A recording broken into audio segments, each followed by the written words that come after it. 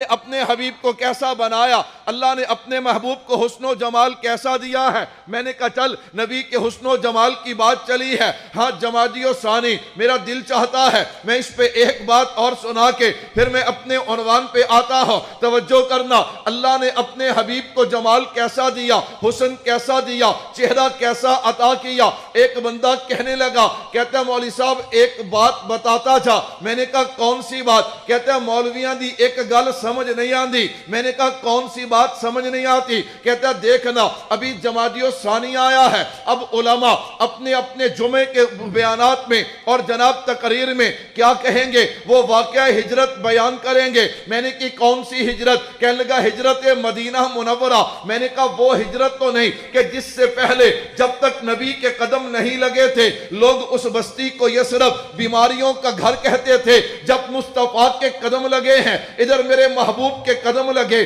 اللہ نے یثرب کو مدینہ منورہ بھی بنا دیا، اس کی خاک میں شفا کو بھی رکھ دیا۔ میں نے کہا اس ہجرت کی بات تو نہیں کرتا؟ کہتا اسی ہجرت کی بات۔ میں نے کہا کیا سمجھ نہیں آتا؟ کہتا دیکھو مولوی بیان کرتے ہیں، کیا بیان کرتے ہیں؟ کہ حضرت ابوبکر صدیق حضور کو اپنے کندھوں پہ اٹھا کے لے گئے، اٹھا کے۔ میں نے کہا یاد رکھنا کوئی اپنی مرضی سے نبوت کا بوجھ اٹھا۔ کہتا مولوی صاحب کیا مطلب؟ میں نے کہا تیرا سوال تو میں سنوں گا، اس کا جواب بھی دوں گا، لیکن مجھے تھوڑا تھوڑا نظریہ بھی بیان کرنے دینا۔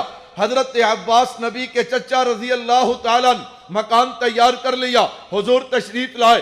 چچا بڑا خوبصورت مکان ہے، اس کا پرنالہ کہاں پہ رکھا جائے گا؟ جہاں آپ کا جی چاہے، میرا دل چاہتا ہے یہاں پہ لگائے۔ جب آپ کا جی چاہتا ہے، مرضی آپ کی ہے، تو اپنے ہاتھوں سے لگا بھی دیجئے نا۔ چچا جگہ اونچی ہے، ہاتھ کیسے پہنچے گا؟ میں نیچے بیٹھتا ہوں، آپ میرے کندھوں پہ آئیے، میں اٹھا کر آپ کو اوپر کروں گا، آپ لگا دیجئے۔ حضرت عباس کے کندھوں پہ حضور آئے ہیں اور اٹھنا چاہتے ہیں حضرت عباس، لیکن دونوں ہاتھ زمین پہ آ جاتے ہیں۔ میرے محبوب کیا فرماتے ہیں؟ چچا یاد رکھ نبوت کا بوجھ ہر کوئی اٹھا سکتا، ہر کوئی اٹھا نہیں سکتا۔ میں نے کہا اسی ہجرت کی بات کر رہا ہے؟ کہتا ہے اسی ہجرت کی بات کر رہا ہوں۔ میں نے کہا اچھا تو کہنا کیا چاہتا ہے، پوچھنا کیا چاہتا ہے؟ تجھے کون سی بات سمجھ نہیں آتی؟ تم مولوی بیان کرتے ہو کہ سیدنا صدیق اکبر حضور کو غار ثور میں لے کر گئے۔ میں نے کہا ہاں لے کر گئے، سارے سوراخ بند کر دیے، ایک سوراخ بچا ہے،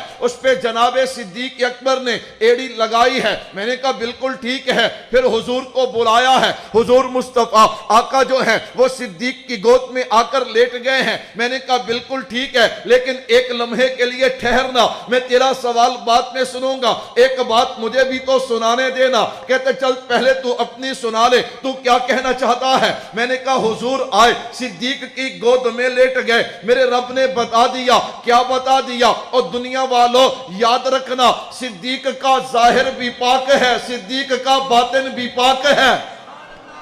کہنے لگا مولوی صاحب کیا مطلب؟ میں نے کہا ہاں نا، اسی کو تو حضرت بخاری نے بیان کیا تھا۔ دنیا کہتی ہے کہ غار ثور میں صدیق کی گود میں نبی نظر آتے ہیں، لیکن بخاری کہتا ہے مجھے تو یوں محسوس ہوتا ہے صدیق کی گود رحل نظر آتی ہے، مصطفیٰ کا چہرہ قرآن نظر آتا ہے۔ تیرا بھی نظریہ ہے، میرا بھی نظریہ ہے، قرآن کو کاغذ بھی پاک چاہیے، گتا بھی پاک چاہیے، لکڑی بھی پاک چاہیے، غلاف کے لیے کپڑا بھی پاک چاہیے۔ میں نے کہا ایک قرآن وہ ہے جو تیری اور میری الماری میں ہے، ایک قرآن وہ ہے جو اماں عائشہ صدیقہ کے حجرے میں ہے۔ ہم اس قرآن کی عظمت بھی مانتے ہیں، اس قرآن کی عظمت بھی مانتے ہیں۔ اس قرآن کے قریب کسی ناپاکی کو جانے نہیں دیتے، اور اس قرآن کے نزدیک رب کسی ناپاک چیز کو آنے نہیں دیتا۔ میں نے کہا تیرے جسم پہ، میرے جسم پہ، قاری صاحب کے جسم پہ، عالم دین کے جسم پہ، مولوی صاحب کے جسم پہ، پیر صاحب کے جسم پہ، ہر کسی کے جسم پہ مکھی بیٹھتی ہے،